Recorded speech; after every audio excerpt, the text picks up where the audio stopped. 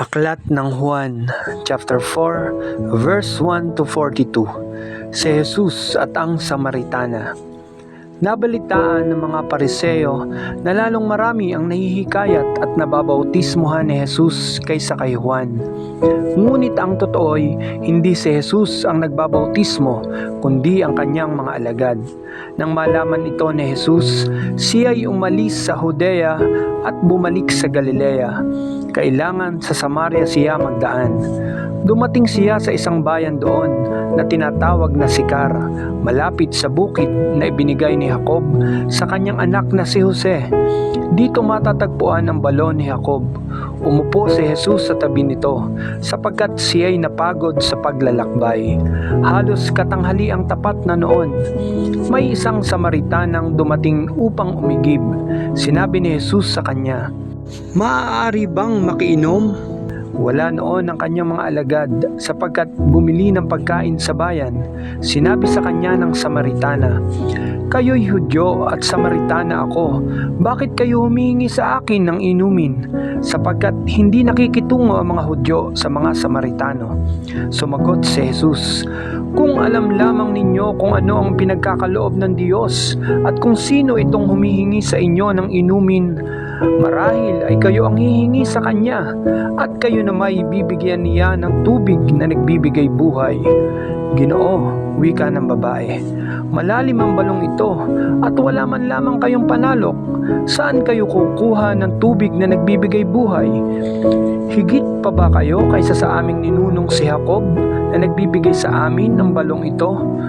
Uminom siya rito, pati ang kanyang mga anak at ang kanyang mga hayop." Sumagot si Jesus, "Ang umiinom ng tubig na ito'y muling mauuhaw, ngunit ang umiinom ng tubig na ibibigay ko ay hindi na muling mauuhaw. Ito'y magiging isang bukal sa loob niya, babalong at magbibigay sa kanya ng buhay na walang hanggan." Sinabi ng babae, "Ginoo, kung gayon po'y bigyan ninyo ako ng tubig na sinasabi ninyo nang hindi na ako mauhaw, ni pumarito pa upang sumalok. Umuwi ka at isama mo rito ang iyong asawa," wika ni Jesus. "Wala po akong asawa," anang babae. "Tama ang sinabi mong wala kang asawa," tugon ni Jesus, "sapagkat 5 na ang iyong naging asawa at ang kinakasama mo ngayon ay hindi mo asawa. Totoo ang sinabi mo." Sinabi ng babae, "Ginoo, sa wari ko'y propeta kayo. Dito sa bundok na ito sumamba sa Diyos ang aming mga magulang. Ngunit sinasabi ninyong mga Hudyo na sa Jerusalem lamang dapat sambahin ng Diyos."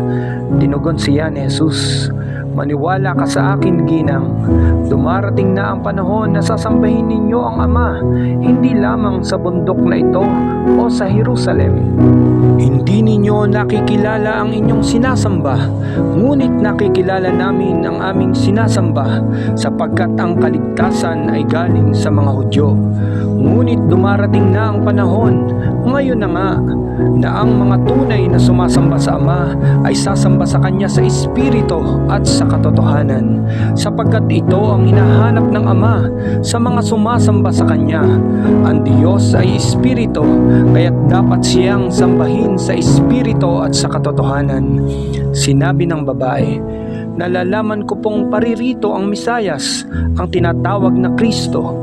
Pagparito niya, siya ang magpapahayag sa atin ng lahat ng bagay. Akong nagsasalita sa iyo ang tinutukoy mo," sabi ni Jesus. Dumating ng sandaling iyon ang kanyang mga alagad. Nabigla sila nang makitang nakikipag-usap siya sa isang babae. Ngunit isa man sa kanila'y walang nagtanong kung ano ang ibig ni Jesus o kaya'y kung bakit siya nakikipag-usap sa babae.